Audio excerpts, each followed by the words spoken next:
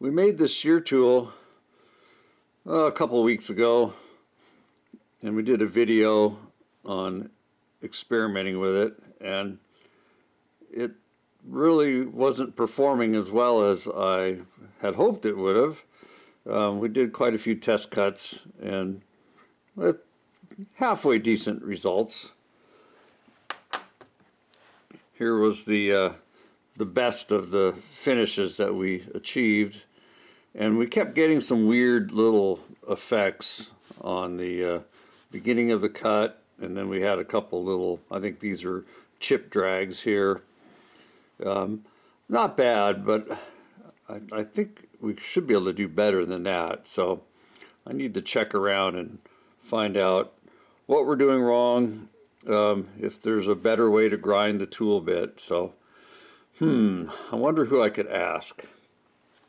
Hi Dean, I just watched your video where you talk about the shear tool on the shaper, and I watched it, of course, with a lot of interest. And I mean a lot. Because, as you said, and you're absolutely right, in the shaper books and online it's very difficult or almost impossible to find the right information.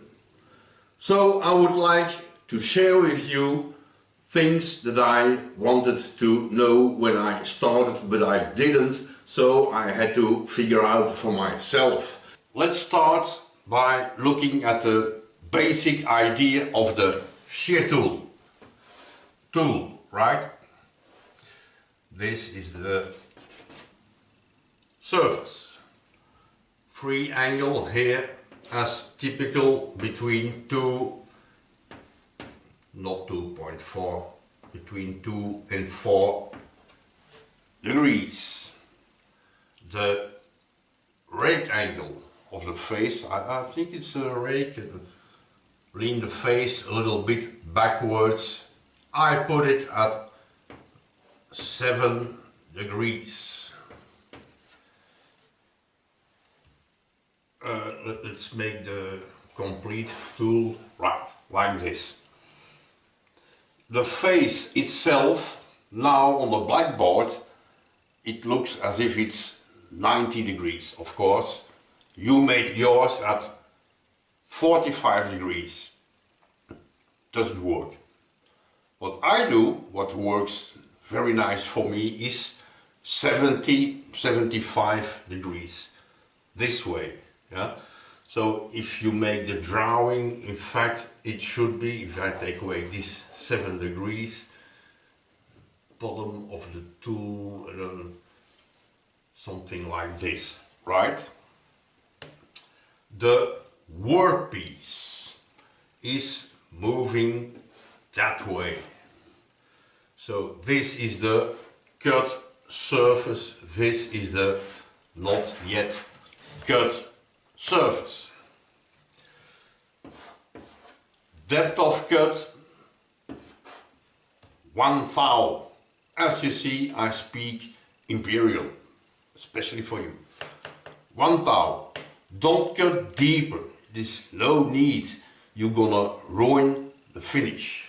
The step over, on my machine I use the finest step over I have, and it's about 0.5 of a thou, so it's really very small step over.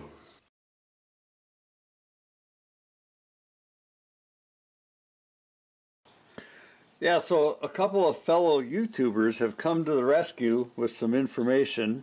First one is from Tom at Hilltop Machine Works, and he sent me some nice illustrations here, and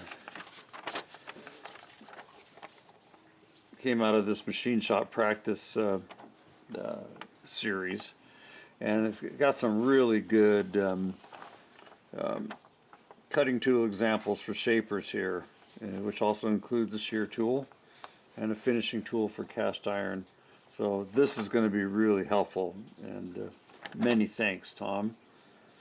And then the other one that came to our rescue is Michel over at Rustinox. Yeah, so Rusty, thank you very much. That was just an awesome video that you sent and great information, and really, really thankful and appreciative of that. So, using the information that he sent, we're going to try to grind the other end of this into a 75-degree shear tool.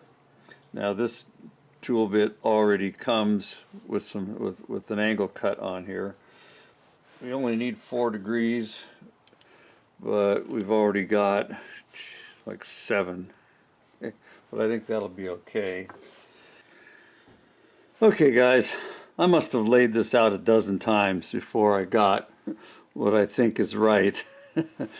Everything's compound angle and it just really gets you twisted around.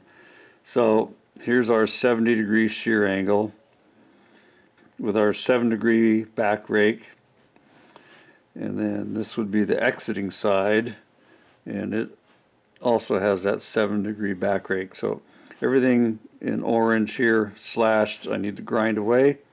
So hopefully it's easier to grind than it was to lay out.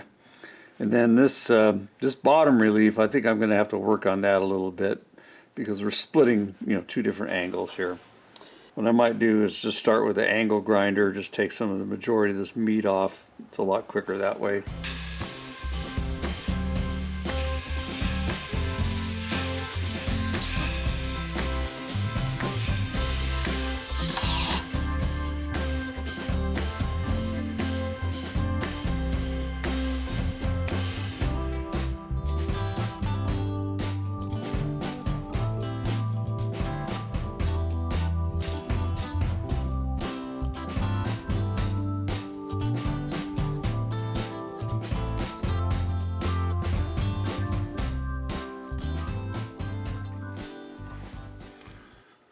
Okay, I'm pretty happy the way this came out, and I was originally going to do the final grinding over on the carbide grinder, but after just doing it on the bench grinder, I'm liking the way it turned out, so I'm not going to change anything.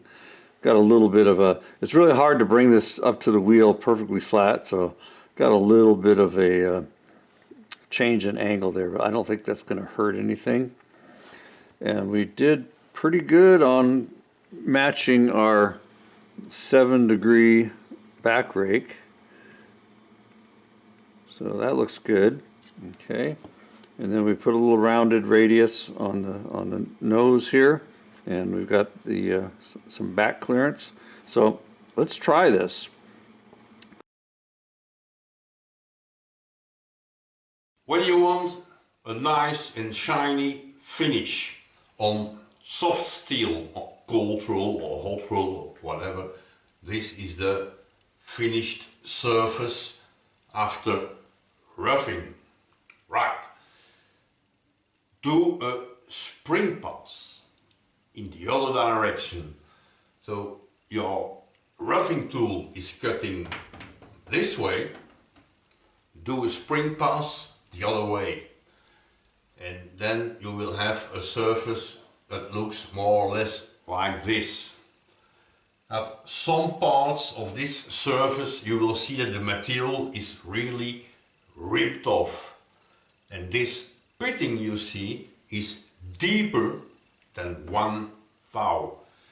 So if you use the shear tool after, you have to do 2 or 3 passes to have a nice and shiny surface without pitting. And here goes the heating system again. We've got our Rustinox designed tool bit, shear tool bit in here, ready to go. We've touched off. I already dialed in a 1/1000th down feed. We have our absolute minimum step over set, so we're ready for a test cut.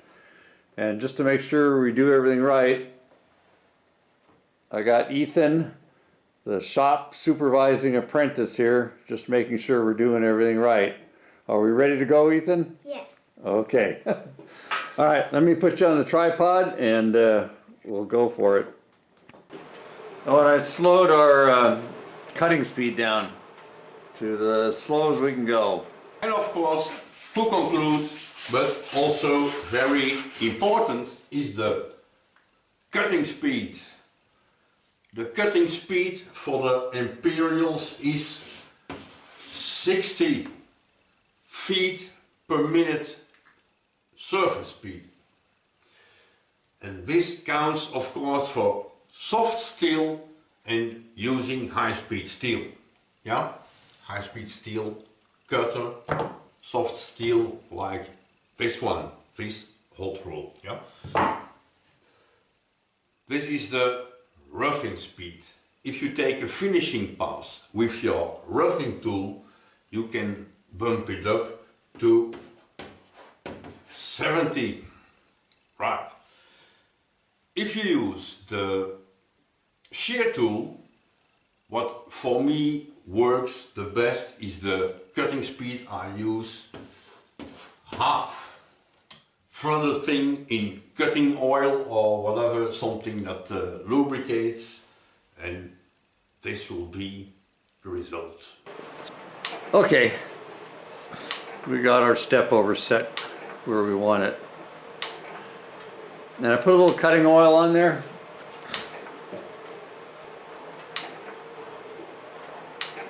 There we go, now we're starting to cut. Taking a look at our chip that we're getting. Looks like a good looking chip.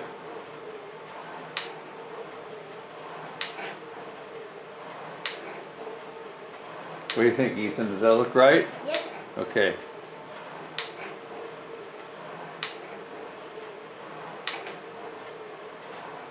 I also clocked this workpiece 90 degrees from where the roughing cut was taken, just so that we can see our cut better.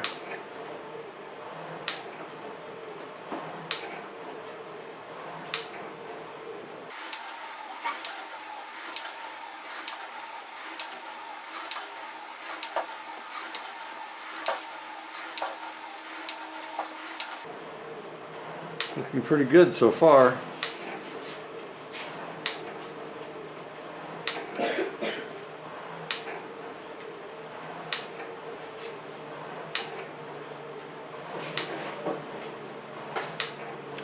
It's definitely not going to clean up on this first pass. We'll probably have to make a couple passes.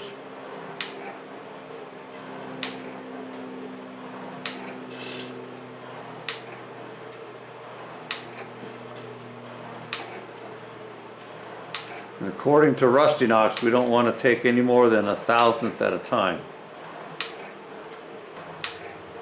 Liking what I'm seeing so far.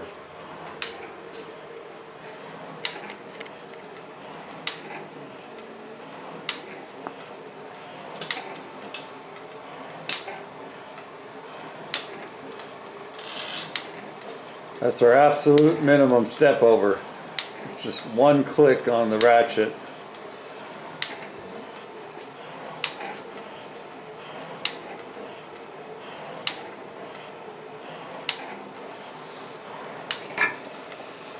And we're on our slowest belt speed here.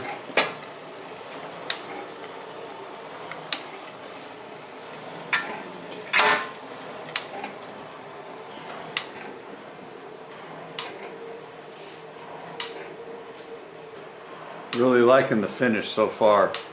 All right, I'll bring you guys in when we get close to the end here.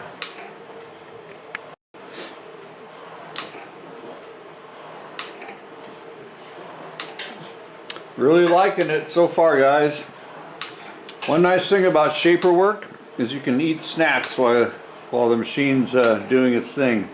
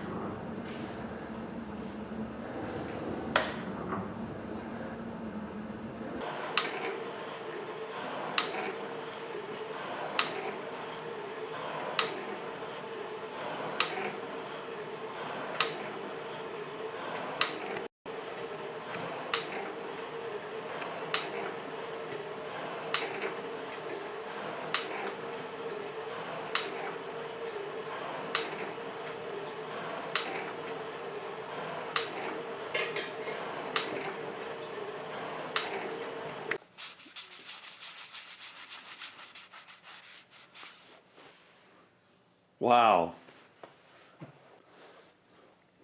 Wow, that is a nice finish. We still got a couple low spots, so I'm going to do at least one more pass, maybe 2 passes to get this cleaned up. But wow, man, it's working great. Let's take a look at the chips. Hey, Ethan, bring the magnet over here and suck up those chips in the back there.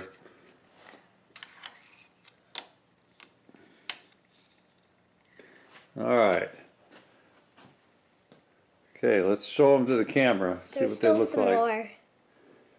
I cannot Okay, pick so up they the look. rest. What do they look like? Like little pretzels? Like little springs. Like little springs. Okay. There's still even more back There's there. more back there. Okay, we'll get those in a minute or two. Yeah, I would put these. Okay, let me do a couple more passes and we'll bring you back for the final. This is the second pass. Looks like it might clean up. We won't know till we get to the end.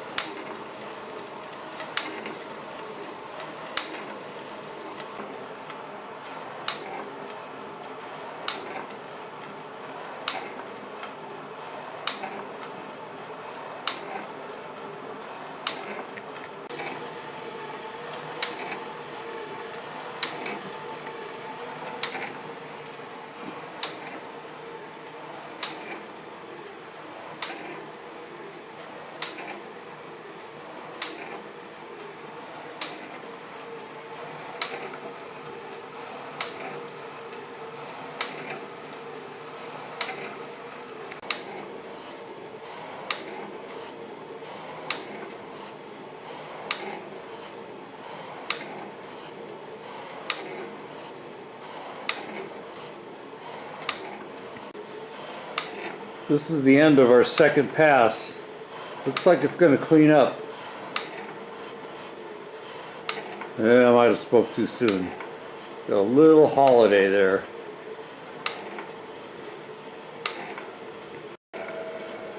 This is a little bit of a lighter cut, and we're almost to the end.